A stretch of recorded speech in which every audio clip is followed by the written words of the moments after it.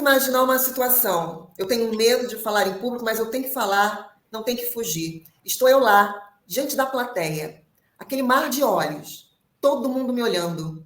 Ou não é uma plateia presencial, mas eu sei que tem pessoas ali ouvindo. Aí vem um fantasminha, as vozes. Será que você vai falar besteira? E se você tiver, Cláudia, se você tiver branco? Se alguém perguntar alguma coisa que você não saiba responder. Então, vem esse medo de errar, medo do julgamento dos outros. O corpo, então, para se defender, o que ele vai fazer?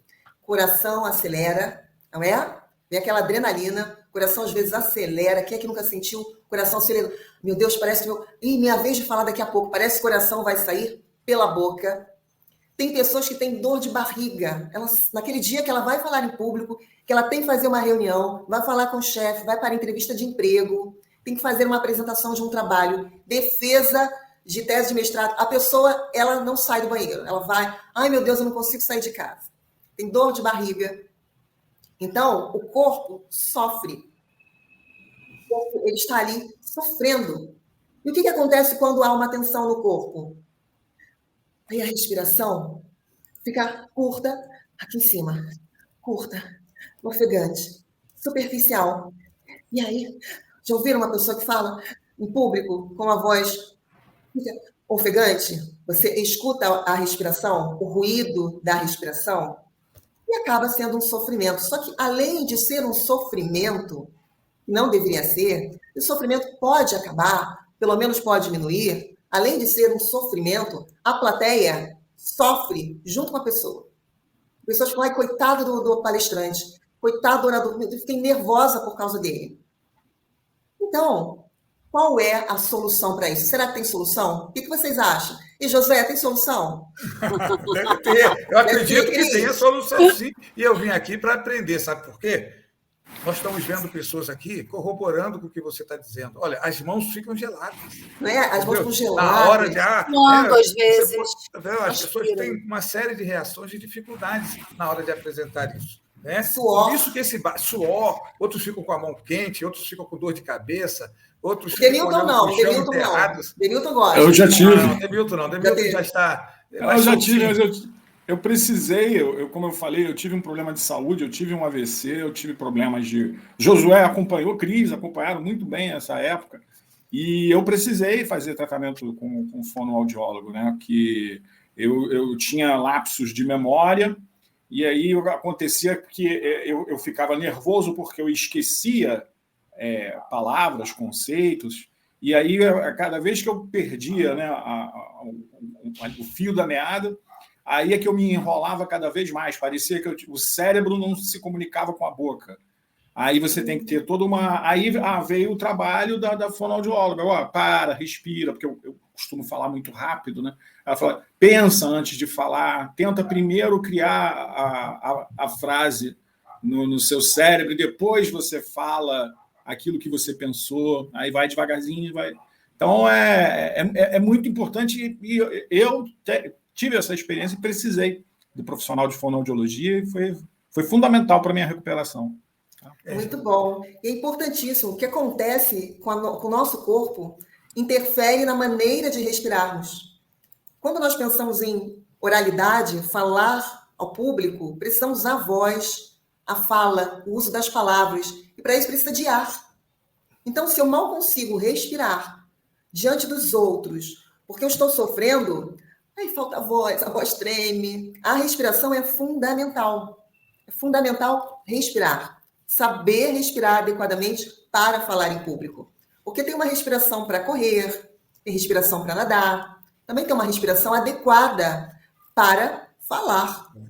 Se eu preciso de volume para falar para fora, preciso sustentar uma frase maior, eu preciso de combustível para isso. E o combustível é a minha respiração. Mas se eu estiver tensa, preocupada no julgamento dos outros, preocupada se vou esquecer, se eu tenho aquele famoso branco, se eu vou esquecer, se vai me fugir, se vai... Ai, meu Deus, o corpo travou, pronto, mal respira. Respiração, então, em vez de ser uma respiração ampla, uma respiração mais baixa, que nós chamamos de... Nós chamamos, não, a respiração é diafragmática ou costodiafragmática, que é aquela respiração em que nós utilizamos bastante a capacidade pulmonar, os pulmões ficam com a base cheios de ar, nós alargamos as nossas costelas, o músculo diafragma desce naquele momento, então aumenta o nosso combustível.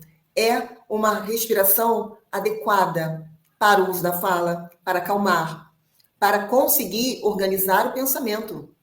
Quem respira bem vai oxigenar bem as células do cérebro e vai, então, evitar os brancos. A pessoa mal consegue respirar. Ai, gente, eu sei, mas não vem. Quem nunca passou por isso? Em alguma vez na vida, naquele tempo. Eu sei, aí acaba a apresentação, a pessoa lembra de tudo. Porque relaxou, não está mais ali diante do olhar da plateia, do seu público. E quando delega, então, o poder à pessoa, é o chefe, é o professor, é aquela pessoa que fala bem. E falar depois daquela pessoa... Quem sou eu para falar depois daquela pessoa? Ela fala tão bem. Falar depois daquela pessoa que tem mais conhecimento que eu, tem mestrado, tem doutorado, a pessoa ela vai se vendo menos. Então, ela se coloca em um lugar.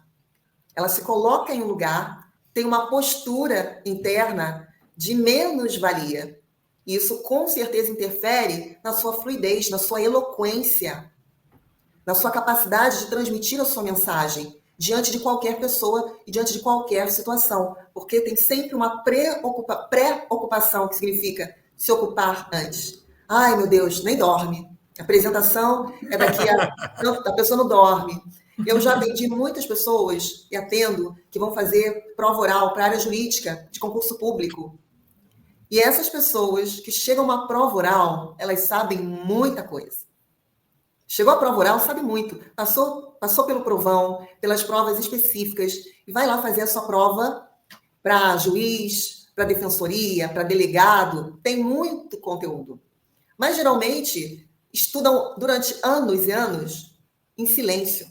Então, tem o conteúdo, internaliza, faz a prova escrita, a pessoa tem conhecimento, ela tem muito conteúdo. Mas, na hora de treinar, o que parece? Ela até acha que ela é uma fraude, porque, gente, eu não sei isso. Como é que eu não sei isso? Isso aí é básico. É um advogado saber, é básico no direito, e não vem, ela não acessa. Por quê? Porque está muito preocupado, está nervoso, e não tem, aí entra um outro ponto importante, que é, não tem a habilidade de falar em público e de falar em voz alta e de treinar o conteúdo em voz alta. Esse é um erro de muitas pessoas que têm que fazer as suas palestras, suas apresentações. Qual é o erro? A pessoa quer estudar, quer fazer o melhor slide, ela tem ali tudo muito arrumado, tudo muito bonito, que é interessante e é importante, sim. A gente tem que cuidar dessa parte. Se você vai usar slide, tem que buscar fazer um bom slide, porque também é uma ferramenta importantíssima para o público. Mas a pessoa fica tão preocupada em internalizar o conteúdo que fica em silêncio, estudando em silêncio. E a oralidade precisa ser treinada. A gente fica bom naquilo que treina muito. Ninguém fica tão bom em algo que faz de vez em quando. Um atleta, se quer competir para uma Olimpíada, ele treina ali, ó. Ele rala, acorda cedo, tem a sua dieta, tem uma série de restrições. Não é fácil, mas para atingir o que quer, é preciso um bom treinamento. O que seria diferente para falar em público? Para ter a arte de falar em público, ter desenvoltura, ser você mesmo diante de qualquer pessoa, diante de qualquer olhar. Não importa se a pessoa faça assim. Ou fica ali, acontece muito hoje em dia, pessoas que ficam ao celular. O orador, o falante, ele não tem que se preocupar com isso. Ele não tem que se preocupar porque a pessoa não está prestando atenção. Ele tem que se ocupar de dar o melhor dele, de suas ferramentas, para atrair ao máximo o seu público. Nós não temos domínio sobre os outros, sobre o problema que a pessoa tem naquele dia. Nós não temos o domínio sobre o que a pessoa está pensando, sobre nós. Ou ela pode fazer uma cara feia, mas não tem a ver com você. Algo que você falou, ela associou, refletiu, mas os fantasmas internos, os fantasmas vêm, nossa, fez uma cara feia, não está gostando. Não deve estar gostando da minha fala. Isso vai atrapalhar na sua performance, na performance da sua oratória, da sua expressividade. Como você usa o corpo, você usa o gestual. se você dá movimento na sua fala, uma pessoa também às vezes fica tão nervosa que ela fala tudo linear. Gente, estou muito feliz de estar aqui. Já viram pessoas que falam assim? Estou muito feliz de estar aqui. Para mim é uma grande honra. Estou muito alegre, estou com muita raiva. Hoje eu estou extremamente indignada. Aconteceu uma coisa muito boa comigo. E é tudo de uma única maneira. Não tem movimento, não tem um pouquinho de intenção. Porque falar em público requer intenção. Requer, inclusive, um pouquinho de agressividade. Porque a palavra agressividade vem de agressere, que significa ir ao encontro de. Eu preciso, então, ter um mínimo de intenção para conquistar o que eu quero.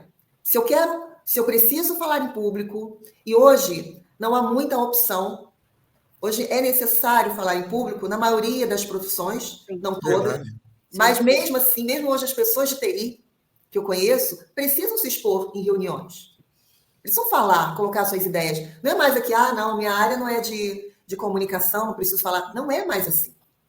É preciso haver trocas. Porque senão as empresas também perdem muito.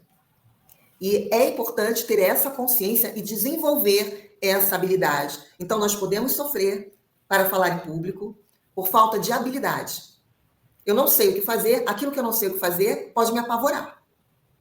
Por quê? Por que nós temos essa falta? Por que não há uma habilidade para falar em público? Bom, eu lanço uma pergunta. Quem lembra aqui de ter na escola, quando eram pequenos, lá crianças, uma escola, aula de oratória? Quem teve? Não teve. Eu também não tive. E na faculdade? Tiveram? Também não tive. Também não. Então, nós não temos um treino para falar em público. Hoje, uma escola ou outra já estimula mais essa habilidade nos seus alunos, mas é muito difícil. O que acontece geralmente?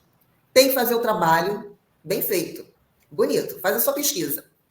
Então, eu acho, desculpa te interromper, claro. Eu acho que nem a respiração a gente não tem não aprende, não ensinam para a gente, porque assim, eu nunca fiz yoga, mas eu sei que na yoga é ensinado respiração, pelo menos em algumas, não sei se em todas, mas acredito que sim. Meditação, às vezes, também se ensina isso, mas não essa respiração diafragmática, essa consciência da respiração. Isso não é ensinado para a gente. Eu nunca ninguém me ensinou isso. E eu só fui aprender com clareza que a voz era, assim, as cordas vocais, assim, elas são importantes para esse instrumento mesmo, e a seriedade disso, recentemente, como eu disse, há poucos anos, quando a minha filha chegou a estudar canto numa escola séria de música. E aí é que eu realmente tive contato com isso, ela tinha técnicas vocais e tal, então, como mãe, eu vi essas coisas, mas, fora isso, eu já tive problema com a minha voz falhar, de parar em otorrino e tal, para ver, né, assim, para ver se tinha o quê? Pregas não, para ver se tinha algum nódulo, e a voz falhar. Ela simplesmente fala, mas não era nenhuma questão emocional, não. Era o cansaço e a má utilização da voz.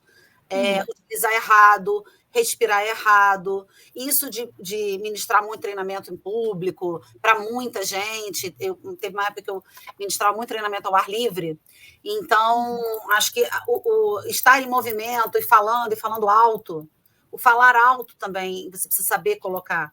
Então, na realidade, eu mesmo nunca aprendi isso corretamente, mas eu já tive vários problemas, inclusive, acho que o termo está errado, mas o otorrino falava em calo, né? Eles falam em calo nas cordas. São nódulos, que são os famosos calos, são nódulos ali nas pregas vocais, ou cordas vocais, ou músculos vocais. Esses 3 nomes servem para essas estruturas. Então, pois é extremamente importante esse trabalho, isso que você está trazendo. Eu acho que muito para além do que a gente possa imaginar. Todos nós 3 aqui somos professores universitários, nós 3 aqui já falamos bastante. Josué também em treinamentos. Tem problemas. Problemas, não sim, sei se... verdade. E aí, que você já está ligado e conectado com a gente? Estamos no Spotify, LinkedIn e YouTube. Canal Papo Transparente. Segue a gente, vem com a gente, conteúdos novos, atualizados, oportunidades de mercado, alavancar carreira, crescimento profissional e pessoal. Quem não está em busca disso, gente? Isso é tudo, né? Então vem com a gente precisa de você. Juntos somos mais fortes.